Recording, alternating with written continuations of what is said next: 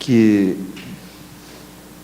é um divulgador da doutrina espírita, é natural da cidade paulista de Mineiros do Tietê. Orson Peter Carrara é divulgador da doutrina espírita. Por meio de textos, palestras e vídeos, ele mantém um blog e um canal no YouTube. Orson também é diretor da doutrinária na comunidade espírita Caibar Schutel, em Matão, na cidade de São Paulo, onde reside há 23 anos. Ele ainda produz o programa Alegria de Viver, que é transmitido em rádio e TV local. Ele é autor de 22 livros, estando alguns previstos para serem lançados agora em 2024.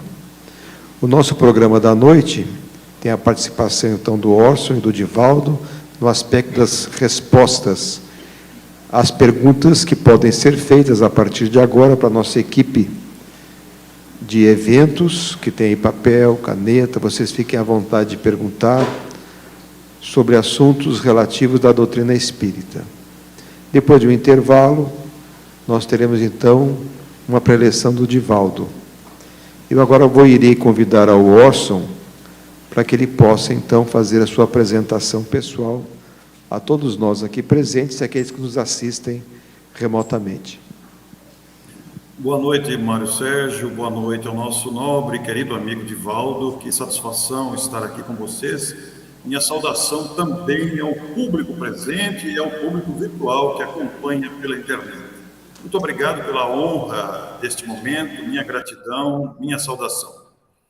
Muito obrigado, Orson. Então, nós podemos dar início à nossa reunião desta noite, né? E eu vou iniciar, então, a primeira pergunta que eu tenho aqui que nos chegou do YouTube, para o próprio Orson. Orson, a pergunta é de Carol, e ela diz assim: qual é a diferença entre o fluido vital e o princípio vital? Pois é, a doutrina espírita, ela é um manancial de conhecimentos. Ela está sempre aberta às nossas perquisições, às nossas dúvidas. O fluido vital, bem caracterizado por Kardec, que nós vamos encontrar estudando ali nas lições primeiras do Livro dos Espíritos, como o próprio nome indica, princípio vital.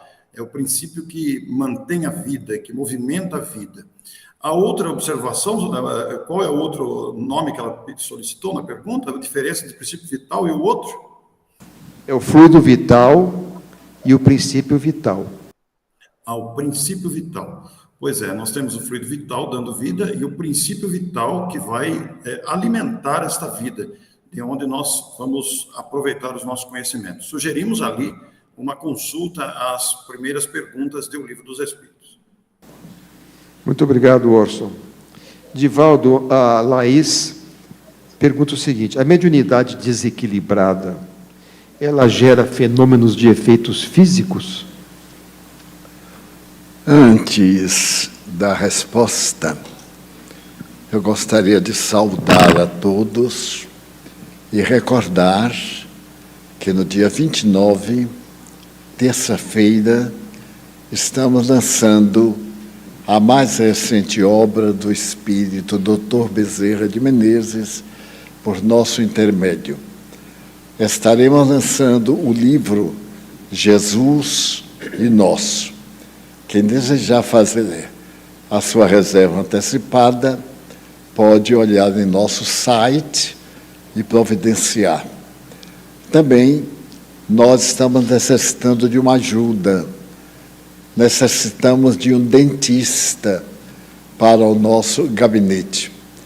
Temos um número que não é suficiente, porque somente em nossa escola são 2.000 alunos para fazermos os cuidados preventivos, os atendimentos. E, além deles, o bairro, esse bairro que depende das nossas atividades. Toda mediunidade, por ser uma faculdade a mais nos órgãos dos nossos sentidos, apresenta algum distúrbio, porque, de repente, uma pessoa se apresenta possuindo uma faculdade que não conhecia, isso lhe causa, no comportamento, determinada estranheza. Passa a ter noites mal dormidas, ansiedade, sudorese abundante, suspeitas infundadas, desequilíbrios emocionais, são síndromes de qualquer tipo de mediunidade. Essa mediunidade também pode provocar fenômenos de natureza física. Tornaram-se célebres no mundo essa faculdade e outras sob a designação de Poltergeist. É uma palavra alemã que significa apedrejamento. Os espíritos na Alemanha, no começo do século passado e mesmo no atual, utilizavam-se e utilizam-se das faculdades mediúnicas de pessoas ainda não educadas na mediunidade para provocarem ruídos estranhos, quebra de objetos, empurrões, quedas físicas, porque são espíritos atrasados e se comprazem nessa aplicação de fenômenos aflitivos, porque o objetivo de tudo isto é chamar a atenção para a continuação da vida. Todos aqueles que atravessaram a porta do túmulo têm interesse que nós, os da retaguarda, tomemos conhecimento para podermos precatar-nos desse fenômeno fatal, porque ninguém irá viver sem atravessar a fatalidade da morte. Daí podem, sim, provocar fenômenos de vária ordem, tanto bons como fenômenos perturbadores. Vale a pena, se a pessoa tem algum desses fenômenos a que me referi muito rapidamente, intuições, sonhos premonitórios, deve procurar ler o Livro dos Médiuns, de Allan Kardec. É o maior tratado a respeito do tema. E com essa leitura ficar equipado para manipular a mediunidade. Todo médium portador do sexto sentido é manipulado pelo fenômeno ou manipula o fenômeno. De acordo com a sua conduta moral, atrai espíritos equivalentes. Se esses espíritos são frívolos, perversos, enganadores, é claro que eles continuam produzindo os mesmos fenômenos que os caracterizavam. Se são nobres, têm objetivos saudáveis, se interessam pelo bem, são nossos benfeitores, espíritos guias, amigos espirituais que nos ajudam no processo. Seja, porém, qual for a forma de mediunidade, educá-la. Como se educa a fala, educam-se os hábitos e quaisquer outros fenômenos que dizem respeito. A mediunidade não é nenhum mistério, não é uma coisa sagrada, não é divina, não é um carisma, é uma faculdade orgânica, à semelhança da fala, da memória, com uma área orgânica dedicada exatamente a esses fenômenos, que é a glândula pineal, uma das 7 glândulas endócrinas da criatura humana. Obrigado, Divaldo. Orson, a Fernanda faz a seguinte pergunta. Ela gostaria de saber como deve se comportar para não ser atingida por sentimentos ruins de outras pessoas. Alimentar sempre a esperança, a gratidão a Deus e a nobreza dos sentimentos. Através do cultivo dos bons sentimentos, do desejo de ser útil, da confiança em Deus, da retidão no comportamento, nós já estaremos nos protegendo contra a influência nociva que possam partir de outras pessoas em nossa direção. Quando guardamos dentro do coração a honestidade, o desejo do bem, a necessidade de atuarmos, de servir, não seremos atingidos. Poderemos estar às voltas com algumas tempestades que possam nos atingir, mas a nossa conduta moral é a nossa melhor proteção em todas as situações. Muito obrigado, Orson. É uma pergunta meia longa, mas eu achei muito interessante. Atualmente chega até nós, através de livros psicografados, mensagens, informações mediúnicas da espiritualidade. Como separar o joio do trigo? Como saber se são informações ditadas por espíritos bons e superiores ou ditadas por espíritos levianos, pseudo-sábios, que querem nos confundir? Jesus identificou esta frase de uma maneira simples e rápida. Conhece-se a árvore pelo fruto. Conhece-se o caráter moral da criatura humana pelo seu comportamento. É natural que apareçam no movimento espírita muitos aventureiros, pessoas inescrupulosas, estão em toda parte.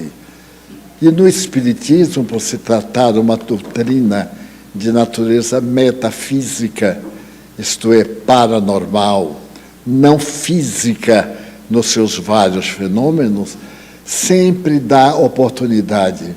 Há pessoas que desejam projeção, que desejam a fama, que pretendem destacar-se, ideias estúrdias, ideias que chamam a atenção.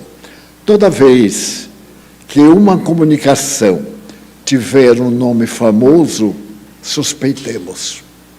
Aos espíritos não interessam nomes.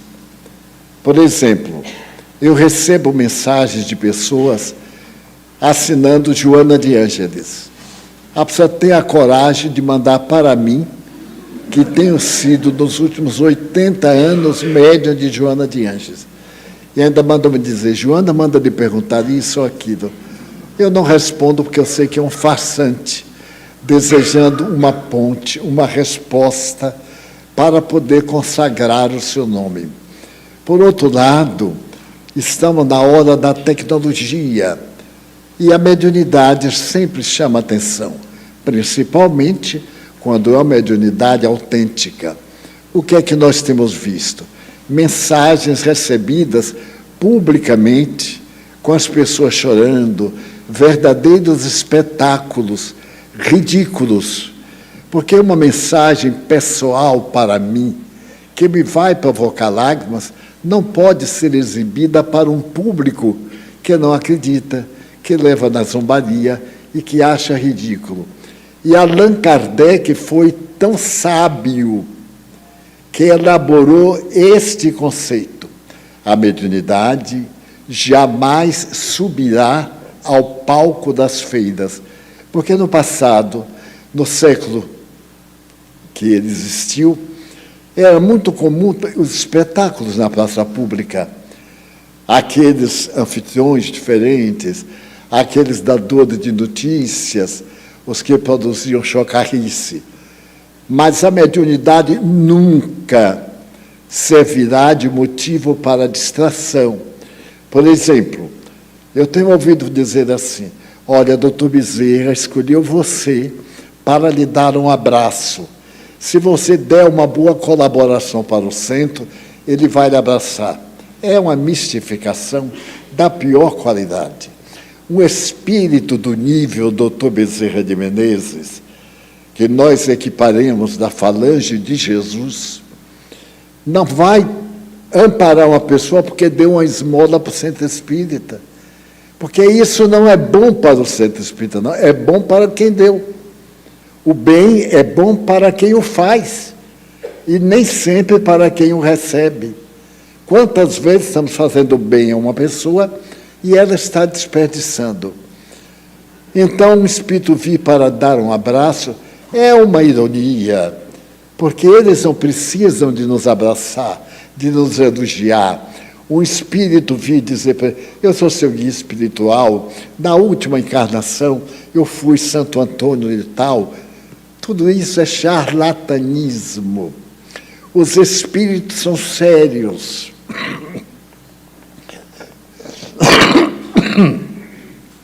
Lembremos que por quase 90 anos, uma das entidades mais célebres do calendário cristão se comunicava entre nós com o pseudônimo de Emmanuel.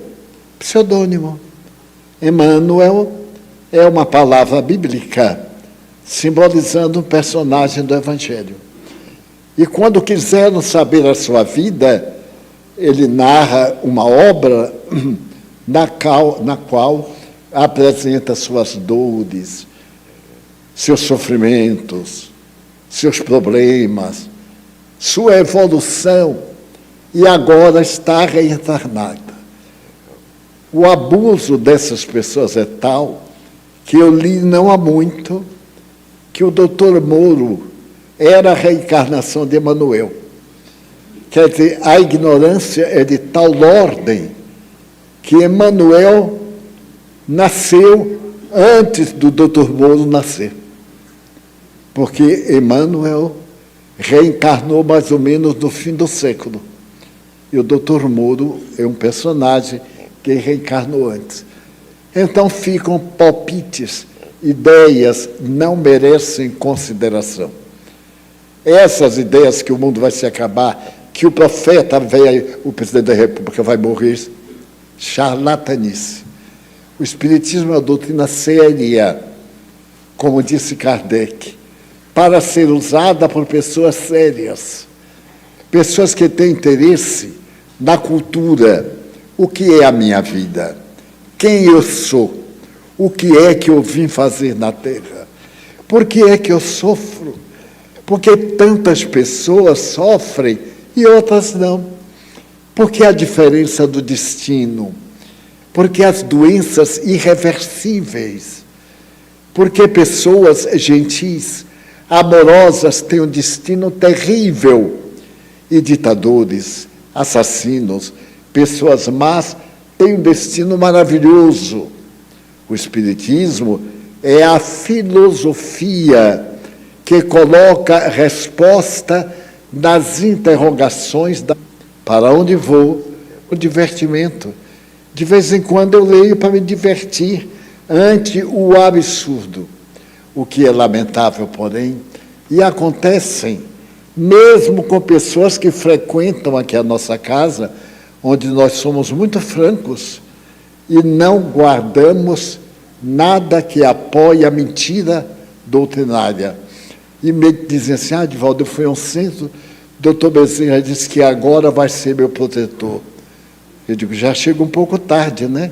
Porque você é um velhote de 60 anos e ele vai começar a lhe proteger agora, e esses 60 anos estão mal. Então, a gente, mesmo rindo com delicadeza, mas deve dizer a verdade sem ter medo dos maus comentários. Sim, sim. Não, não. Não ofende ninguém. Aliás, Buda, 900 anos antes de Jesus, dizia, se você quer ter um inimigo, diga a verdade a ele. Se quer ter um amigo, minta. Então, eu ouço e vejo pessoas dizerem cada mentira. Os guias me contaram. Começa que os guias não são ociosos para estarem no ouvido do médium contando fofoca. Os guias não são auxiliares nossos. Se são guias, imaginem o reitor de uma universidade. Imagine uma autoridade de alto prestígio, o tempo que tem para estar conosco, assim, a ralé, precisando ainda muito de puxão de orelhas. Então, eu vou contar uma clássica que aconteceu comigo. Eu terminei uma conferência no Rio de Janeiro, no Ministério da Educação. E, normalmente, vêm pessoas para conversar, para estabelecer um diálogo. E estávamos em uma roda e chegou alguém e disse, olha, Divaldo, eu sou espírita há 30 anos. Eu já fiquei com o pé na cova. Porque não é o tempo, é o caráter. A pessoa pode viver meia hora e salvar o mundo, e viver 1 milhão de horas e destruir o mundo. É uma questão de profundidade, não é de superfície. Eu então ri, dei aquele riso gentil, e a pessoa foi adiante. Os espíritos me contaram a sua última reencarnação. Eu já vi que era mentira, porque nem eu que sei, eu que sou o dono da reencarnação, não sei como é que ele sabia minha reencarnação. Mas logo as pessoas, oh, mas que interessante, hein, Divaldo? Ninguém acredita, mas finge que acredita. Oh, mas que coisa, conte como foi. O Espírito me disse que você é a reencarnação de Humberto de Campos, o grande imortal da Academia de Letras. E eu disse, não, isso é bondade. E para não desmentir a pessoa, que seria horrível, eu disse, olha, isso é um pouco de imaginação. Você deve ter recebido a mensagem e interpretou mal. Por exemplo, é provável que durante a palestra o espírito Humberto de Campos me inspirou. Olha que saída bacana, né? A pessoa dizia, se via livre. Então ele me inspirou, porque os bons espíritos inspiram-nos a todos. Eu disse, não, com toda a autoridade, ele é você reencarnado. Eu digo, olha, eu acho difícil, porque ele morreu em 32 e eu nasci em 27. Então, quando eu nasci, ele já estava reencarnado. Eu disse assim, mas isso pode, não pode? Eu digo, não pode. Como é que eu posso estar no Rio de Janeiro com acromegalia e em Feira de Santana brincando com 5 anos de idade? Isso é impossível, porque é ilógico. Mas ele não se convenceu. E eu disse, tenho que dar o golpe final. Ele disse, mas, Divaldo, e se Deus quis que isso acontecesse? Eu disse, Deus não quer nunca loucura como essa. Meu filho, você não viu coisa nenhuma. Humberto de Campos é muito meu amigo. E você ouviu numa conferência minha eu falar a respeito dele quando ele me apareceu oportunamente. E você está querendo falar aqui no meio das pessoas para eu confirmar, mas é mentira. Porque, veja bem, eu tenho mensagens de Humberto através do Chico para mim. E eu psicografei mensagem dele para a mãe dele. Então não pode, me desculpe. Eu sei que você está dando uma piada, brinquedo, e vou pedir licença, até logo, e deixei ele com Humberto de Campos lá. É coragem. Quer dizer, é muita coragem, porque o mentiroso é muito audacioso. A pessoa verdadeira é tímida, é zelosa, tem cuidado. O mentiroso não, ele vai largando. Só que o mentiroso mente e esquece. Quem ouve não esquece. E de outra vez ele tem que dar um remendo até chegar ao absurdo. No Espiritismo, mais vale duvidar do que aceitar. Notem que seriedade. O espírito de São Luís escreveu para Allan Kardec, melhor duvidar de 9 verdades a aceitar uma mentira. Então, não é ficar também duvidando de tudo. Isso é uma postura intelectual. A pessoa vem me dizer uma coisa absurda, eu diz, pois não, muito obrigado, e não acredito. Porque não acredito. Muita pessoa vem aqui me trazer mensagem de Joana. Eu fico admirado, porque eu digo, esse espírito meu é um triguia, porque ele esteve comigo hoje e foi mandar um recado por uma pessoa. Então, quando lhes disserem, por exemplo, morreu um familiar da gente, a gente fica de coração despedaçado. Quem é que não fica? Daí já aparece, eu tive um sonho que veio o Senhor do Bonfim em pessoa. Mentira, não veio nada, morreu. Aí vem aqueles que são do nosso nível. Tudo no universo é uma questão de sintonia, de onda, de vibração. Então, vamos dizer, morreu uma pessoa querida, como é que está? Contra-pergunta, como é que era aqui na Terra? Era uma pessoa boa, dedicada ao bem, um bom companheiro, um trabalhador. Então está muito bem, porque lá a pessoa se apresenta como era e não como aparentava. Muito bem, Divaldo. Orson, como o uso da bebida alcoólica faz mal ao espírito e ao encarnado? É uma pergunta do público local.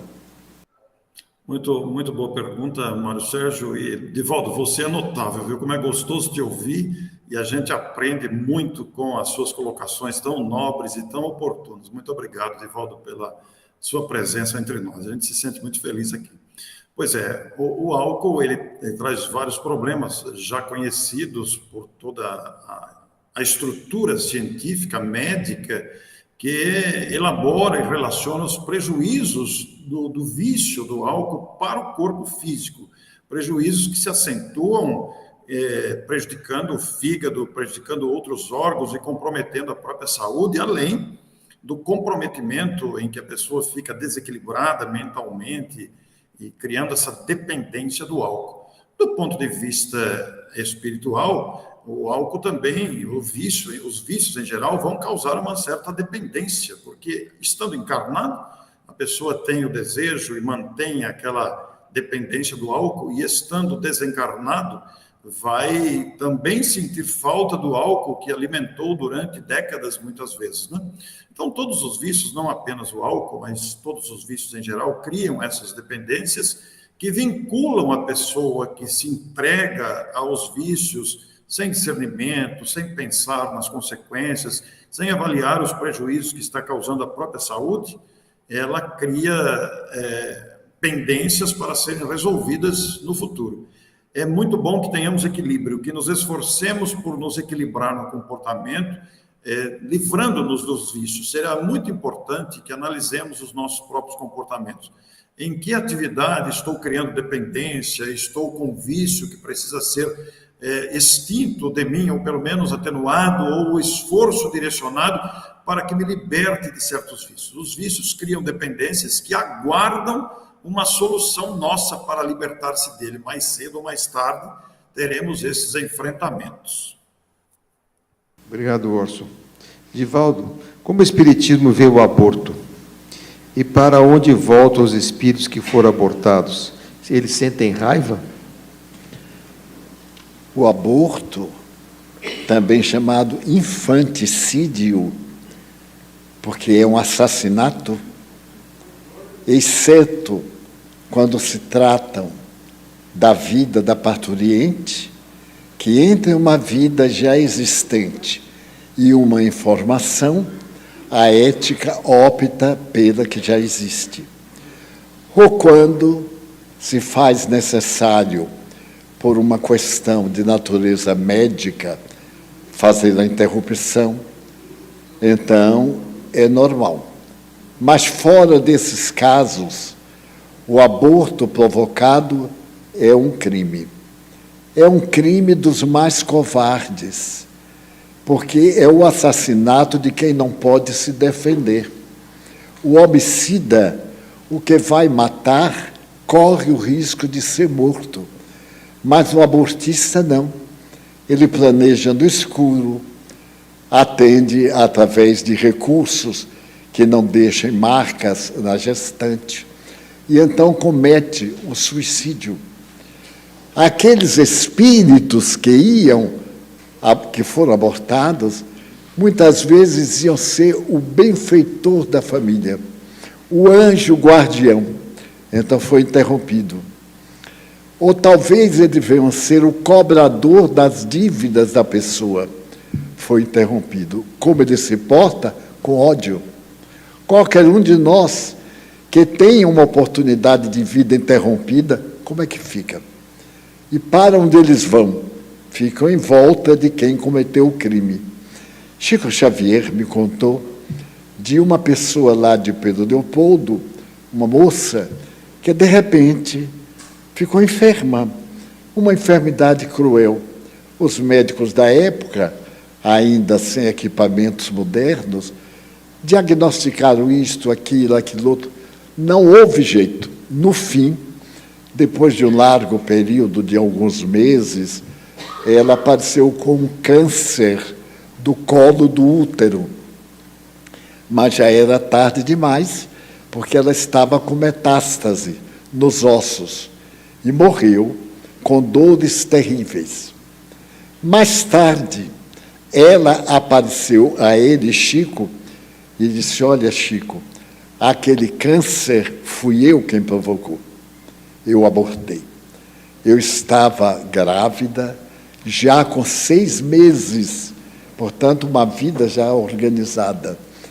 E o meu namorado impôs que, se eu não abortasse, ele me largava. E então, por amor a ele, eu fiquei. Quer dizer, 2 assassinos, porque ela foi vítima de um assassino intelectual. Porque, notem, sempre se acusa a mulher, ela abortou, mas não se acusa quando o namorado, o marido, o pai, quem for, impõe. Porque muitos impõem e impunham há 20 anos, quando os conceitos morais eram de baixo teor. E então, eu fiz um aborto de laminária. Introduz lâminas, corta, despedaça o feto e vai tirando o feto em pedaços. Só que tirou o corpo, o espírito já estava ligado a ela. Estava ligado ao útero, já programando a existência.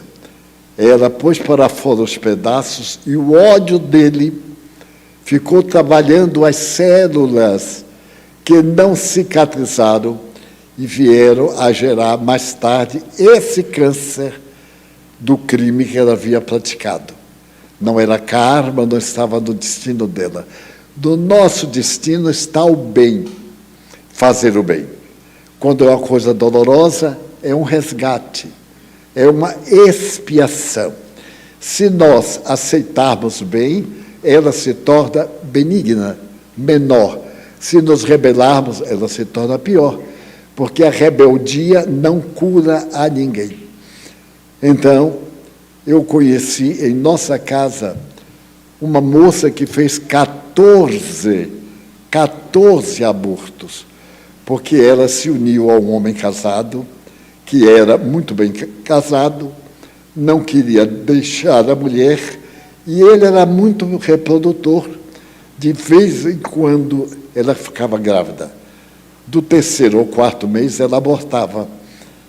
Mas para mim era uma pessoa comum, era uma pessoa simpática, etc. De repente, ela começou a emagrecer e a ficar com aspecto desfigurado, muito triste. E eu disse: mas fulana, que remédio você está tomando? Vamos pedir uma consulta aos bons espíritos. E ela me disse essas palavras inesquecíveis: para mim, não tem cura, porque eu matei 12 vezes o espírito que desejava reencarnar por mim. E eu sei que ele está me esperando para se vingar. E verdade, ela morreu com o câncer, e mais tarde eu vim conhecê-la reencarnada, no estado deplorável, aqui no bairro mesmo, cega, surda e muda, resgatando os 12 crimes conscientes que praticou. Daí, matar, nunca, em hipótese alguma. Nem eutanásia, quer dizer, matar quando a pessoa não está para curar. Nem pena de morte. Quando o Estado declara a pena de morte, é fracasso das suas leis. Nem aborto, porque são condenáveis. É a primeira lição da Bíblia: não matarás. Não tem exceção, porque a vida continua. Desta maneira, se alguém abortou por ignorância, porque foi seduzido, também não tem por que fazer culpa. Cometeu erro, assuma a consciência e faça o bem. Porque o bem que você fizer apaga o mal que você fez. Eu tomo a um banco R$1.000 de empréstimo. Sou devedor até o dia que chego ao banco e pago R$1.000. Então, minha dívida está quite com o banco. Desta forma, todo bem que possamos fazer, façamos-lo. Mesmo que o outro não reconheça, não interessa. Quem planta uma árvore sempre tem uma sombra para se agasalhar. Daí, o Espiritismo é frontalmente contra a eutanásia, pena de morte, aborto, todos esses crimes que algumas sociedades adotaram. Algumas, porque tem outras que são irretorquivelmente contrárias e não são religiosas. Uma área do comunismo na Rússia condena o aborto. Ninguém tem o direito de matar. É um dos artigos de Lenin, um teórico do comunismo. Portanto, nenhum de nós pode matar. E se fizer, conte com o ódio dele. E faça todo o bem para se reabilitar. Obrigado, Divaldo.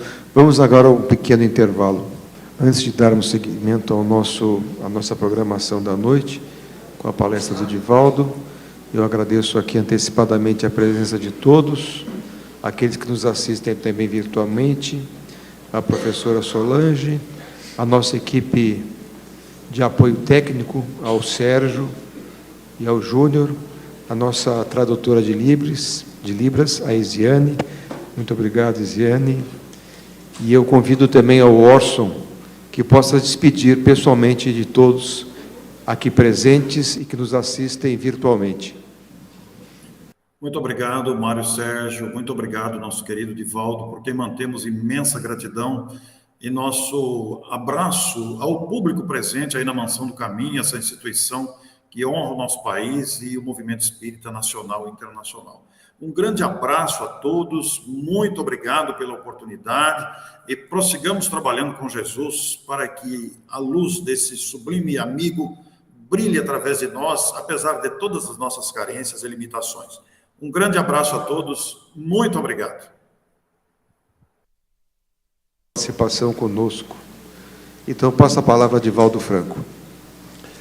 A meta de todos nós é a felicidade. Mas o grande problema é sabermos, filosoficamente, o que é a felicidade. O conceito de felicidade, e já o temos dito aqui, é tão antigo quanto o pensamento começou a raciocinar. Muita gente pensa que a felicidade é estar bem vestido, bem visto, bem aplaudido. E, no entanto, com a alma marcada por problemas, conflitos, abandono, solidão. Então, eu fico pensando muito a respeito de Jesus. Que poder tinha esse homem? Por exemplo, ele estava na praia, era madrugada, uma barca para na areia, e dessa barca salta uma mulher muito bela, muito conhecida na cidade de Magdala. Ela vem, a porta da cozinha está aberta, ela empurra, e sentado numa pedra, ali na cozinha, ele está, como se estivesse esperando-a. Quando ela se aproxima, fascina-se com a beleza daquele homem, porque ela era uma meretriz. Ela via as pessoas com outros olhos, os olhos da libido, da carnalidade, e se deslumbrou. Jamais havia visto alguém que a impressionasse tanto, e se rendeu de imediato.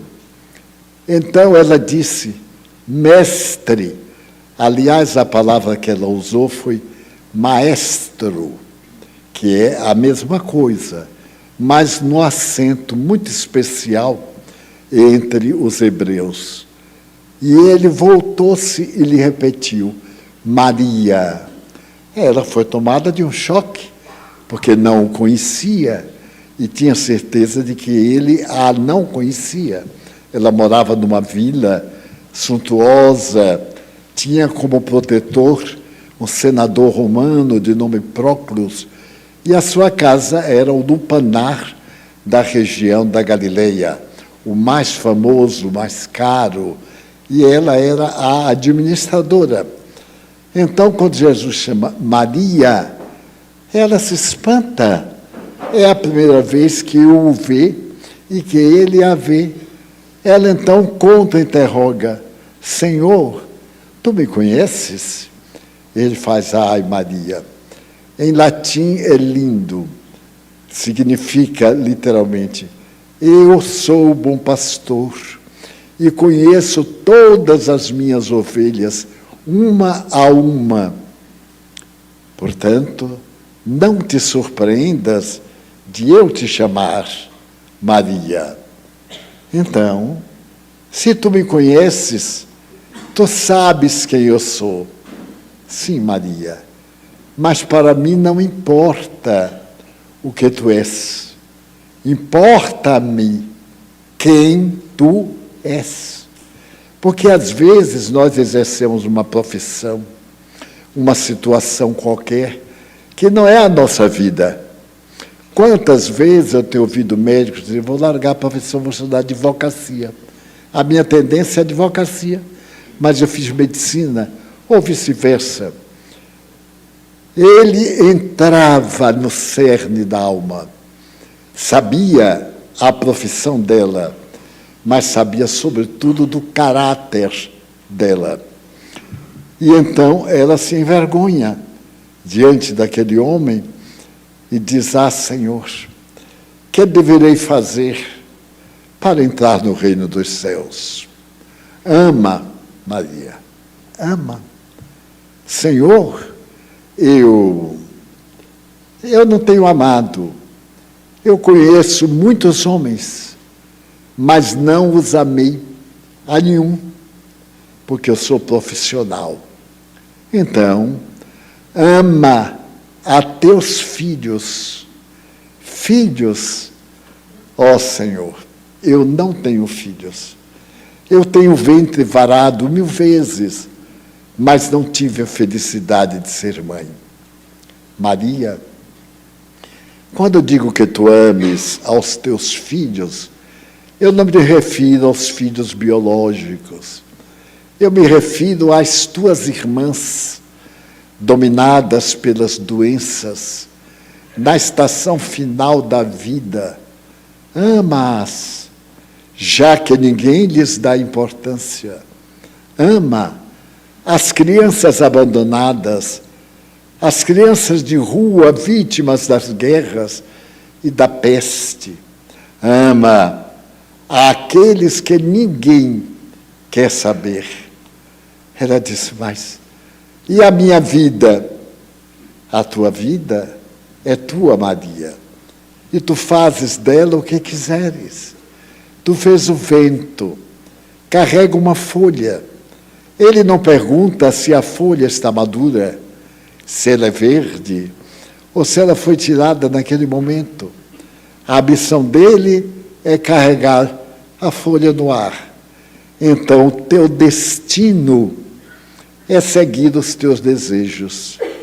Tu és a folha, a conduta és tu quem escolhe. Então, Senhor, haverá perdão para os meus graves erros? Maria, eu não vim aqui julgar você. Eu só vim receber você. Você veio, falou comigo. Quanto aos seus erros, é com o Pai Celestial. É com você. Ame. À medida que você amar, você vai diminuindo a responsabilidade dos seus equívocos. Ela disse: ah, Senhor, eu daria a minha vida pela sua vida. Ele olhou e disse: eu sei, Maria, porque eu a conheço, mas é muito cedo. Um dia, que não está longe, eu vou pedir a tua vida pela minha vida. E essa mulher, com esse diálogo de uns 5 minutos, retrocedeu até a barca que estava na praia, entrou na barca e voltou para a cidade a 8 quilômetros, chamada Migdol, ou Magdala. E era muito conhecida.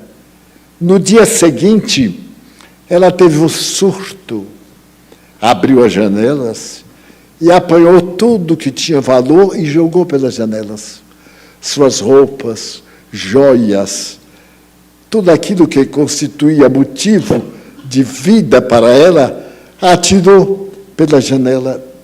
E os escravos, os servos, ficaram aturdidos. Ela então mandou chamar um notário e deu liberdade a todos os escravos. Todos nascemos livres e ninguém tem o direito de nos escravizar. E saiu. Saiu como uma louca. Talvez uma sandália no pé, um vasilhame de alabastro e alguma peça enrolada ao pescoço. Então foi um escândalo. A meretriz enlouqueceu e a cidade ficou abalada. Naquela tarde, Jesus estava pregando à beira-mar, porque Magdala fica numa praia.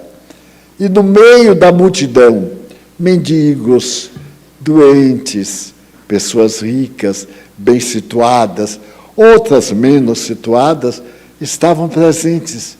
Podia-se ver uma mulher de beleza incomparável.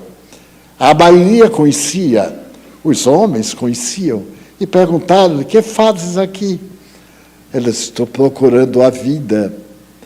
Mas tu tens a vida, tens a juventude, tu és a nossa diversão.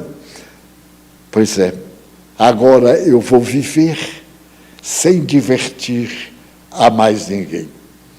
E continuou. Jesus mudou de lugar, ela também foi, acompanhando. E a partir daquele momento do ano 28 da nossa era, toda tarde, quando se reuniam as pessoas para ouvirem a mensagem do carpinteiro, deslumbravam-se com a beleza de uma mulher. É assim que começa a história da vida de Maria de Magdala, ou Maria Madalena. Que força, eu me pergunto, tinha este homem que passou por uma coletoria, e ali estava o coletor, numa função de alto empenho, cobrar impostos. E então ele olhou para o indivíduo e disse ipsis versos: matai-os, matai, deixa tudo, vem e segue-me. O homem olhou para ele, largou tudo e seguiu. Uma verdadeira loucura. Se acontecesse comigo, será que eu largava tudo e acompanhava? Eu me pergunto sempre. Mas a verdade é que Mataios, ou Mateus, o acompanhou a partir daquela hora. Eles se dirigiram a uma praia em Cafarnaum, que era a capital da Galileia, e encontraram Pedro, seu irmão, os pescadores consertando as redes, conversando. E ele parou da frente da barca de Pedro, que devia ter uns 40 anos. Na época, era de estatura meia, forte, do movimento das redes. Olhou para Pedro e disse: Simão, que era Simão Petrus, Simão, deixa as redes e vem comigo pescar almas no mar do mundo. Pedro, que era um homem tosco, um pescador quase analfabeto, diante daquele homem singular, parou e o acompanhou, largou o barco, largou os amigos. Na mesma hora, Felipe, seu irmão, olhando aqueles dois, seguiu também. E eles foram andando pela praia. Mais adiante, estava um jovem de uns 16 anos, aproximadamente. Um grande poeta judeu, de nome Sholem Asch, diz que ele era poeta, que ele ficava deitado na barca, olhando os céus e fazendo poemas. É assim que ele descreve João, jovem, de 16 anos. E ele está olhando os céus, deslumbrado. Quando Jesus para na barca, olha para ele e diz, Iocanã, que é João. Ele olha, eu venho em nome de meu Pai convidar-te para o reino dos céus. João, olha, se fascina, olha para o seu irmão e diz, ele está nos chamando. A verdade é que 3 dias depois, eram 12, ele e mais 11. Até que todos esses eram da região da Galileia, do estado da Bahia, digamos. De repente, apareceu alguém de um outro estado, de uma outra região, e que se ofereceu para segui-lo. Era um homem intelectual. Ele havia nascido na cidade de Querios, que fica na Judeia. E ele se fascinou com aquele homem singular, que lhe pediu permissão para ficar com ele. Era Judas. E aqueles 12 indivíduos, quase todos analfabetos. O mais erudito era Mateus, Judas, Filipe, Natanael. O mais, poucas letras. Esses homens revolucionaram a história da humanidade.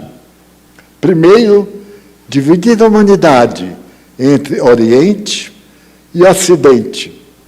Um dia, o notável Ernesto Renan, o grande intelectual francês do século XIX, poeta ateu, que detestava a religião, ele tem a oportunidade de pegar o Evangelho e dizer assim, este homem é tão grande que não coube na história. Ele dividiu a história. Notem bem, todos nós estamos na história, de Júlio César a Nero, de Lampião ao bandido mais servil. Jesus não. Ele é o ponto final e o ponto inicial. Tudo é antes dele ou depois dele. Ele é a marca divisória. Ainda mais tarde, em um discurso que ele vai fazer, era o discurso da aula inaugural do Collège de France, o mais importante colégio da Europa. E Anatole France foi chamado, foram chamados intelectuais, e ele foi chamado. Então ele começa o discurso dele assim, Jesus é o maior vulto da humanidade. Não era cristão, mas ele ficou tão empolgado com aquele homem, com o que ele fazia, porque ninguém nunca ficava indiferente a Jesus. Ou se apaixonava, ou o detestava, mas não ficava neutro. A sua mansidão de uma ovelha fascinava, e a sua expressão de melancolia. Daí o Evangelho dizer, ele chorava mais do que sorria. O seu semblante tem uma melancolia estampada nos olhos, acostumados a ver a nossa miséria. Então, Renan novamente se levanta para dizer que nunca existiu e nunca mais existiria um homem daquela excelência, daquela qualidade. Eu cito Renan por ser um ateu dos mais terríveis da França. E ficou tão fascinado que foi escrever a biografia. E escreveu a biografia de Jesus em 4 livros. 3 livros, a vida de Jesus. E o 4º livro, os Atos dos Apóstolos. Então, a minha interrogação, vocês vão entender, que homem é este? Quem somos nós para ter uma força magnética para atrair desta forma?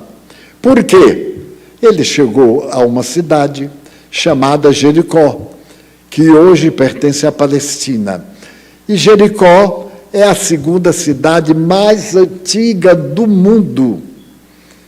Se descobriu agora uma cidade mais antiga, mas era ela considerada a mais antiga, aproximadamente 10 mil anos como cidade. Pois bem, e a cidade estava de Jericó soberba, é uma cidade das águas, das fontes, das laranjeiras e das flores, até hoje. E ele estava lá.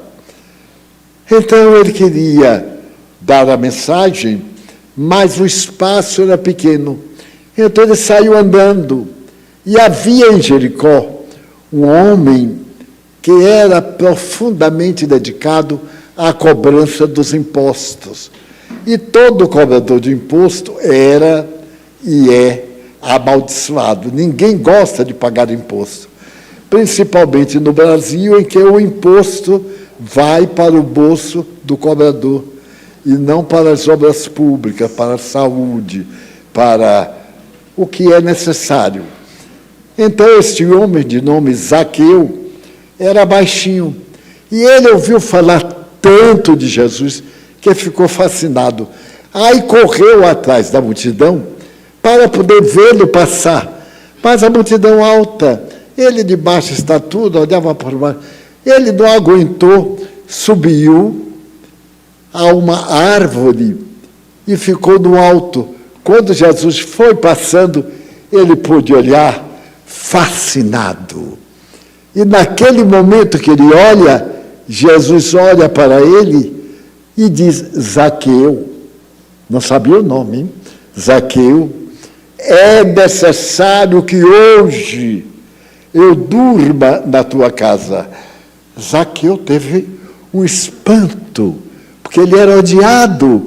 Como é que um judeu ia dormir na casa dele, ainda mais um judeu daquele naipe? Logo as pessoas começaram a murmurar: mas ele vai dormir na casa de Zaqueu? Então não é grande coisa, porque a língua humana é fantástica. Se ele fosse um profeta, ele saberia que Zaqueu era um impostor que nos explora, logo na casa daquele nanico e etc. E ele não deu a mínima importância.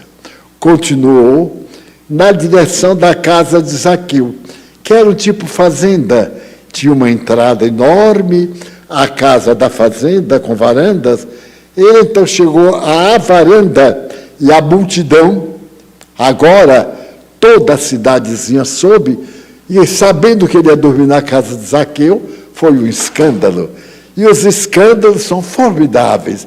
Eles viajam com uma pressa que ninguém alcança. Então metade da cidade estava lá. E Zaqueu com medo que ele não se hospedasse na sua casa. De repente, Zaqueu olha para Jesus e diz: Senhor, eis a minha casa, a minha mulher e os meus filhos. Eu sei que sou um pecador, mas, Senhor, se não for eu quem cobra os impostos, outro cobra. Eu consegui isto no leilão. A profissão é ruim, mas todo mundo quer, por causa das vantagens. Mas eu estou tão feliz de tu ires à minha casa, de vires aqui, que se eu, por acaso, dever uma moeda a quem for, eu pago 4 vezes. Eu sou um homem honrado. Eu vou libertar 4 escravos meus, em homenagem a tu escolheres a minha casa. E se alguém necessitar de ajuda, agora eu darei 2 vezes. Aí Jesus olhou para Zaqueu e sorriu. Zaqueu, a felicidade entrou na tua alma. Olha que coisa. Eu fico imaginando a alegria daquele pirralhinho, Zaqueu pequenino, alegrinho, e os grandões morrendo de inveja. Porque a maledicência é a inveja. Todo mundo queria que ele fosse à sua casa. Ele não foi. A casa única que ele foi Zaqueu, e mais tarde a um outro banquete, e somente a casa dos 3 irmãos e de Pedro. Pois bem, então entraram, havia todo o ritual, a ablução, lavar o rosto, lavar as mãos, lavar os pés, enxugar numa toalha de linho, era a máxima homenagem. E Zaqueu não sabia o que fazer. Imagine, quando uma autoridade, uma pessoa querida vem à nossa casa, a gente tem vontade de dar tudo. Eu então me lembro que certo dia veio aqui à mansão uma autoridade. Nós estamos acostumados a grandes autoridades, a gente importante. Nosso povo sois vós. Mas então, eu fiquei tão contente, não sei porquê, mas digo, nossa, doutor fulano veio aqui e vai me ver. Eu puxava o cabelo para cá, ficava veio. Eu sei que eu fiz tanta coisa que quase fiquei careca, mas fiz a melhor imagem no espelho. E então, preparamos a mesa. Nós temos aqui uma organizadora de mesas bacana. E eu digo, vamos escolher a xícara mais dourada, uma xícara japonesa, daquelas que a gente olha no fundo e vê a japonesa, aquela coisa. E então botamos, e eu fui conferir. Meus amigos, tinha uma xícara rachada que foi colocada para a visita. Olha que a vida é singular. Quando ele pegou a xícara e foi levando as lábias, do lugar que eu estava eu vi, olhei-as todas, logo a rachada. Aí ele também olhou, era um homem educado, olhou assim. Eu digo, nós escolhemos a mais humilde para o senhor. Não sei como é que eu tive essa santa inspiração. Porque ele disse, de fato, e como uma mentirinha de ano em ano não faz mal a ninguém, ele disse, de fato, sim, sim. Pois muito obrigado, Divaldo. Eu sou um menino pobre, eu vim de uma família muito pobre. E aí contou que ele não tomava café da xícara, era numa caneca. Eu digo, então a xícara está muito bem para ele. A nossa alegria, que é o corpo. Então eu imagino, vai para casa, que hoje me cabe dormir na tua casa. E dormiu. O mais importante, eu me pergunto, o que será que eles conversaram? Já imaginou se Jesus dissesse, olha, eu vou passar lá por Feira de Santana e vou dar um adeus. A gente disse, eu tenho que ver esse adeus. Custe o que custar. O que é que ele teria conversado com Zaqueu? A verdade histórica é que ele passou a noite, no dia seguinte ele se foi. Uma semana depois, Zaqueu abandonou a cobrança de impostos. A sua mulher morreu. Ele pegou os bens, dividiu com os filhos, saiu da cidade de Jericó e foi para o deserto, onde construiu um albergue para atender pessoas perdidas ou doentes nos areais. Então a história desse homem se transforma numa bênção para as centenas de pessoas que se perdem e que se perdiam muito mais naquela época. Então eu digo, o que é que ele disse? E de vez em quando eu pego o Evangelho e digo, olha lá, estou esperando aqui na porta da mansão. E para se ouvir lá do centro até aqui a porta, vai demorar. E aí fico lendo, esperando ele chegar. Quando ele chega, eu abro o Evangelho, e ele diz assim, tome vergonha, procure proceder bem, faça todo o bem possível, me enche a alma de suave e doce alegria. Porque eu fiz essa reflexão e guardei-a. Há dias que eu quero falar isso, mas eu guardei para o dia de hoje. Abrirmos nossa casa, porque Jesus quer pernoitar lá. Acreditem ou não, abram a porta da casa do coração. É a única porta que há abertura por dentro. A gente abre por dentro, por fora não abre de jeito nenhum. E quando ele vier, tem que encontrar a porta aberta. Como é a porta aberta quando formos nos deitar? Senhor, tu que és a vida, tem piedade de teu servo. Tu me chamaste para compreender a finalidade da vida. Hoje eu estou na terra, estarei amanhã, estarei depois. A vida é tão rápida. Os acontecimentos avolumam-se de tal forma que nós ficamos aturdidos. Então, numa prévia, abramos a casa do nosso coração nestes dias tão tumultuados. A maioria de nós está sofrendo ingratidão, traição, maldade. Algumas pessoas estão desajustadas, desequilibradas, mal intencionadas.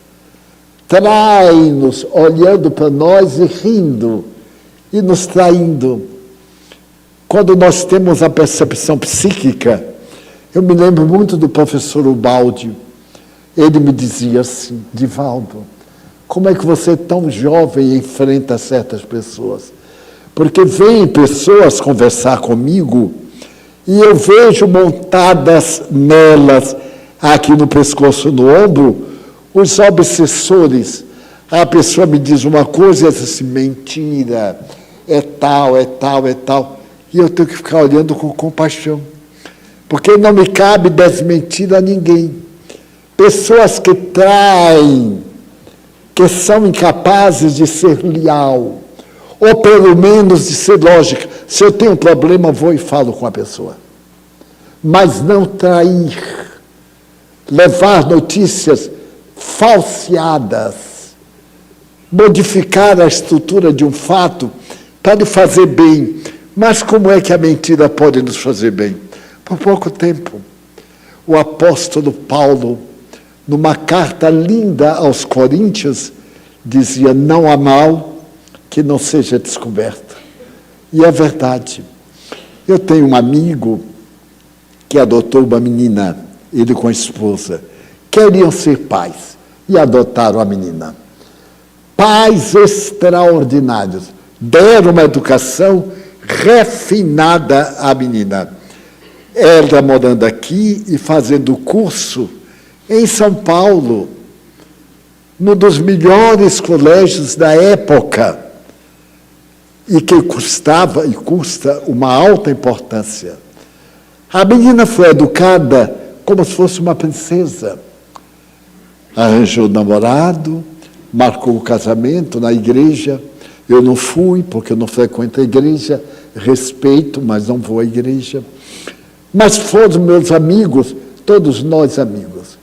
E então, na hora quase do casamento, uma amiga da mãe dela, muito amiga, quando viu a moça linda, chegou para ela e disse assim, nossa, você deve ter orgulho, não? A menina disse, mas orgulho de quê? Eu tenho a felicidade de ter os melhores pais da terra. Eles é que são a minha felicidade. Aí a criatura disse, que bom, hein? Imagine se eles fossem seus pais biológicos. A menina sorriu. A senhora sabe. Não, eles te enganaram. A vida inteira eles te enganaram. A menina ficou assim pálida.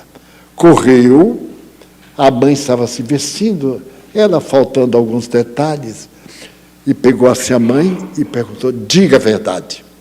Eu sou sua filha de seu ventre. A minha amiga logo percebeu, né? Disse, não, você é minha filha da alma.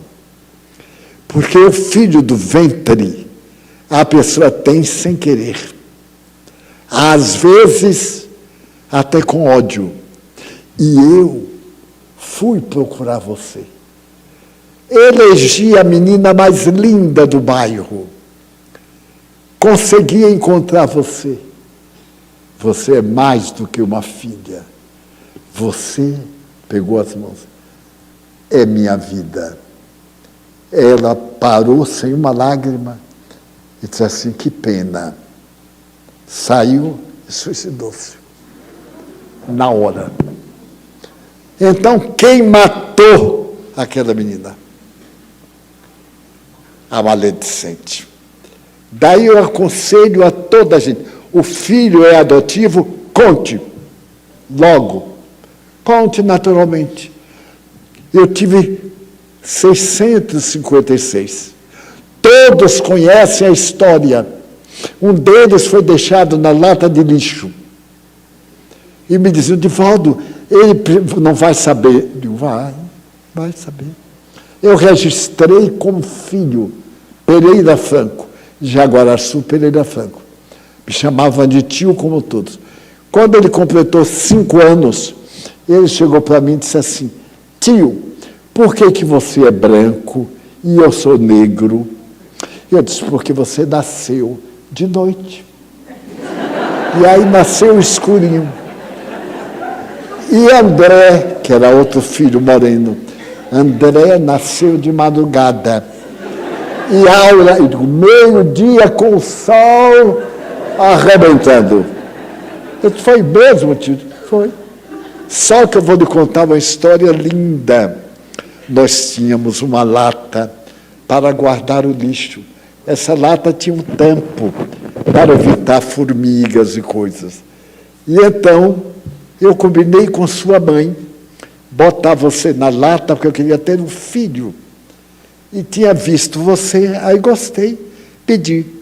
Como sua mãe não podia criar, ela disse assim, não, Divaldo vai dar uma boa educação ao meu filho. Botou você lá. Eu fiquei olhando, quando ela saiu, eu peguei, fui ao cartório, contei a nossa história, ele fez assim, legal, mas da lata de lixo, eu digo, e da lata de lixo, cheia. E aí, não tinha o menor conflito. Outro foi deixado aqui na sala, embaixo da cadeira. Eu vi quem deixou, porque eu estou de frente. E a pessoa foi embora, eu deixei ir. Peguei, fui ao cartório e coloquei o nome de um grande amigo e benfeitor de nossa casa. E assim, todos, ninguém se matou, ninguém tem conflito. Nós tínhamos um que era tão pretinho como este microfone. E chamava carinhosamente Negão. Se fosse agora, ia para a cadeia. Eu não estou chamando, hein? Eu estou contando.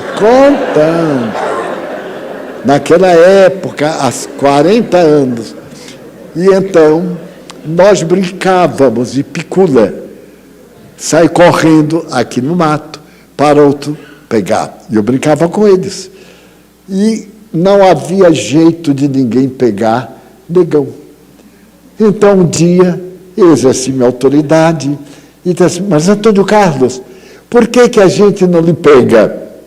Ele disse, uma vantagem de ser negão, tio. Eu corro nu. No escuro de breu, não tinha eletricidade.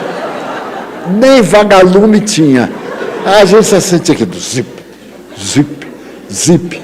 Meu Deus, era ele. E ainda ficava rindo.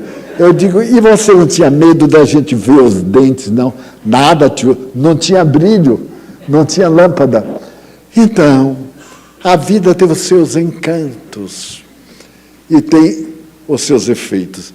Daí, se nós amamos, sejamos leais. Ninguém, se eu soubesse que eu era filho do gato, um gato que tinha no cinema, eu ia ter o maior orgulho do gato. Tenho dos meus pais, adoro, mas o importante não é quem é pai, é quem ama. O amor sai acima, porque há amores que suplantam os amores paternais. E há ódios que suplantam as vinganças terrestres. Então, vamos abrir as portas do coração. Não ter inimigos. Neste momento de tanto desafio, de tanta gente brigando porque é do partido A, o outro é do partido Z, e etc. Vamos todos lutar por um inteiro. Tudo que é partido é metade. Por que não lutar por um inteiro? O país, o bem, as pessoas, e fazermos o melhor ao nosso alcance. Então eu guardei para hoje essa lição de solidariedade. Nada melhor do que um amigo. Eu que viajei muito, muito. Eu viajava uma média de 100 e tantos dias por ano. Pois bem, ou melhor, o triplo. Tenho amigos que se desse a vida era pouco. Alguns anônimos. Eu ouço pessoas orando por mim. Quando as aflições me estão muito fortes, eu recorro à prece. Ao invés de ficar murmurando com raiva, eu oro por quem me fez o mal. Porque quem me fez o mal é que deve estar mal, não eu. O mentiroso é que deve carregar a mentira, não eu. E então vem a palavra de Jesus. Hoje me agrada dormir na tua casa. Para concluir, eu ainda era muito jovem. E certo dia eu cheguei numa casa e à porta do apartamento em que eu ia me hospedar tinha escrito: que bom que você veio. Eu achei aquilo tão interessante, tão gentil, o convite, que bom que você veio. Eu era visita a primeira vez, mas aí ficamos amigos, eu fiquei 3 dias viajando. Por fim, quando já tinha mais amizade, eu digo assim: aquele cartaz que tem lá na porta, que bom você ter vindo, em homenagem a algum amigo que esteve aqui. E o senhor me disse: não, Divaldo, é nosso carinho a você. Para nós é uma alegria imensa você ter vindo dormir em nossa casa. Houve vários candidatos, mas nós ganhamos. Nós ganhamos porque há um livro que é best-seller, chamado Hoje um Deus Dormiu na Minha Casa. Mais tarde eu fui ler o livro. É um livro encantador, um livro americano. E há um momento em que o dono da casa recebe a pessoa amada, que ele não sabia que era tão amada. E quando a pessoa vai deitar, que tira o forro da cama, tinha escrito assim: que bom que você vai dormir na nossa casa. Eu achei isso tão bonito, que como você é muito jovem, está começando a sua vida inexperiente, eu queria que você soubesse que foi muito bom ter vindo à minha casa. Então, coloque hoje na mente, quando for fechar a porta para dormir, bote assim: que bom que você vem dormir hoje na minha casa. E abram as portas do coração. A mensagem do Espiritismo é essa beleza filosófica. O nosso Deus é amor. A nossa vitória é sobre si mesmo. Não é esmagar ninguém, é esmagar o egoísmo, que é a maior chaga da humanidade.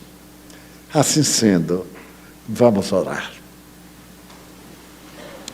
Pedimos aos companheiros de mediunidade para que tomem os seus lugares.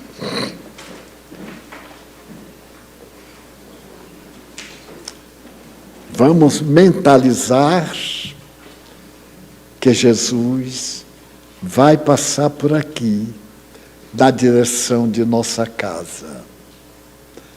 Senhor da vida, Senhor da morte, abençoa-nos, abençoa os nossos irmãos passistas, fazendo que eles possam transmitir energia saudável para a nossa vida, que eles nos possam enriquecer de saúde, de paz, que saiamos daqui mais encorajados, mais tranquilos, mais sorridentes do que quando chegamos.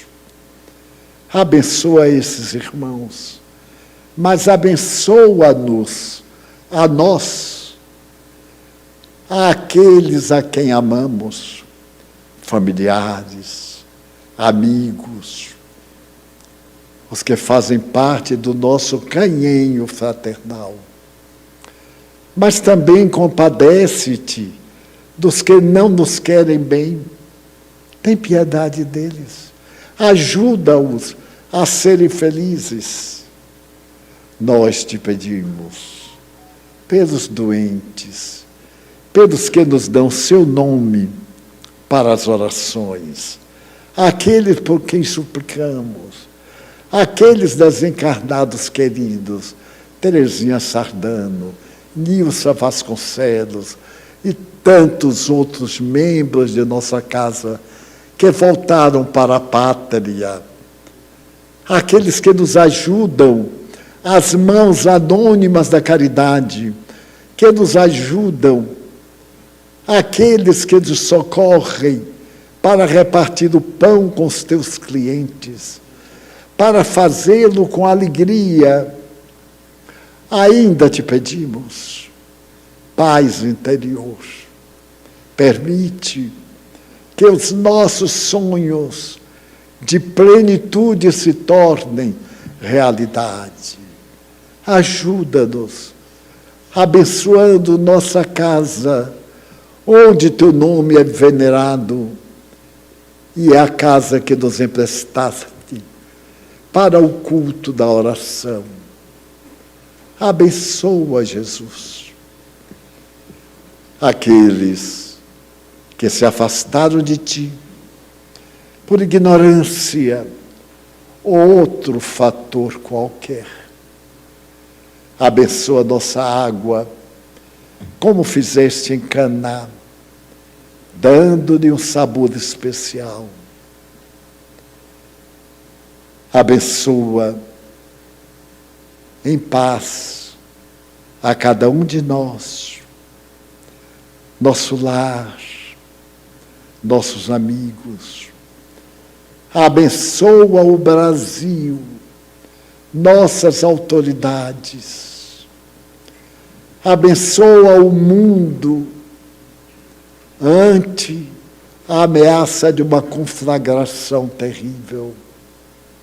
Compadece-te da terra, tu que és o governador espiritual do planeta. Tem piedade de nós. Em teu nome, em nome de Maria Santíssima, em nome de Deus e dos anjos guardiães que nos acompanham, está encerrada a nossa reunião.